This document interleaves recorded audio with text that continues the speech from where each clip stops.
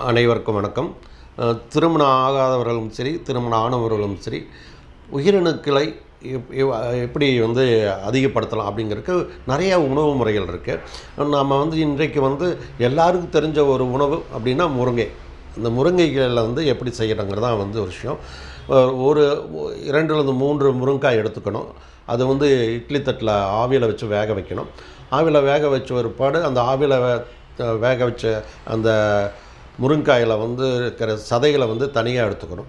அதை அந்த சதையை தனியாக எடுத்துட்டு ஒரு வாணலியில் பசு நெய் விட்டு அந்த அந்த சதைகளை பசு நெய்யால் நம்ம ஈஸியாக வறுக்கணும்.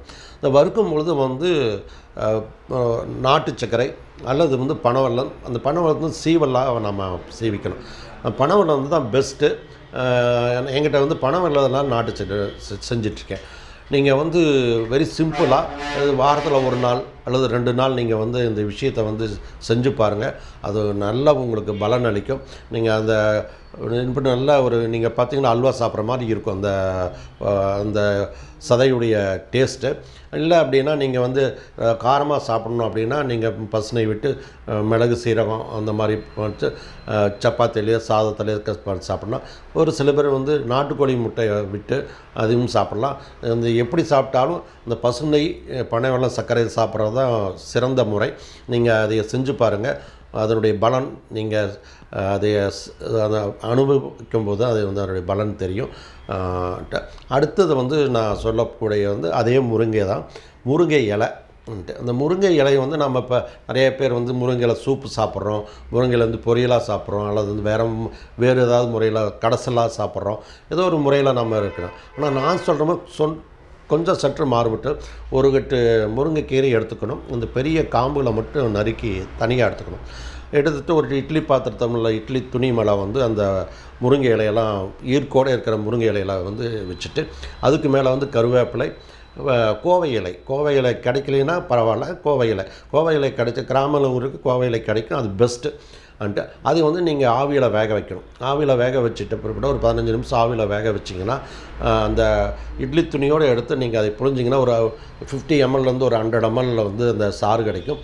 அது மிளகு உப்பு போட்டு நீங்கள் சாப்பிட்டிங்கன்னா இந்த இளைஞர்களுக்கு இரும்பு சத்து, அதாவது ஹெச்பி கவுண்ட் குறைவாகிறவங்களுக்கு மிகச்சிறந்த ஒரு முருங்கைக்கீரைகள் அவியல்.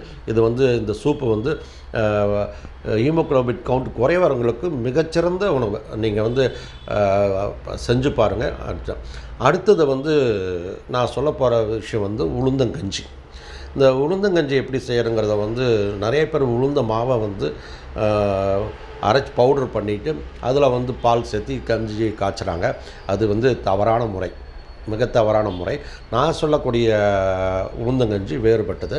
நீங்கள் பொட்டோடு இருக்கிற கருப்பு உளுந்து எடுத்துக்கணும். அது ஒரு 50 கிராம் எடுத்துகிட்டு 200 மில்லி தண்ணி விட்டுக்கணும். அதை 100 மில்லியாக சுருக்கிக்கணும். சுருக்கிட்டு அந்த கஷாயத்தை தனியாக ஒரு 100 மில்லி எடுத்துக்கணும். அடுத்து தேங்காய் பால், தேங்காய் துருவலில் எடுத்த பால், அந்த பால் ஒரு 100 மில்லி எடுத்துக்கணும். அதுக்கடுத்து பசும்பால் அல்லது பால் எது கிடைச்சாலும் சரி, அது 100 மில்லி. இது 3ஐயும் சம அளவு எடுத்துட்டு சிறு தீயில், அதாவது சிம்மில் வச்சு மெதுவாக இது பண்ணிவிட்டு இது பண்ணிங்கன்னா அதில் நாட்டு சர்க்கரை அல்லது பனவெல்லம் போட்டுட்டு நெய்யில் வறுத்த முந்திரி, திராட்சை, பாதாம் பருப்பு இதெல்லாம் கலந்து நீங்கள் எடுத்துக்கிட்டிங்கன்னா இது யாருக்கு நீங்கள் ப்ரெக்னென்ட் ஆகி பிரசவம் ஆன பிற்பாடு யாருக்கெல்லாம் தாய்ப்பால் இல்லையோ அந்த தாய்ப்பால் இல்லாத மகளிருக்கு மிக மிக மிகச்சிறந்த உணவு. நீங்கள் யாராவது இந்த தாய்ப்பால் இல்லாமல் குழந்தைக்கு தாய்ப்பால் இல்லாமல் கஷ்டப்படுகிற மகளிர் யாராக இருந்தாலும் இந்த உளுந்தங்கஞ்சி செஞ்சு பாருங்கள். மிகச்சிறப்பாக இருக்கும்.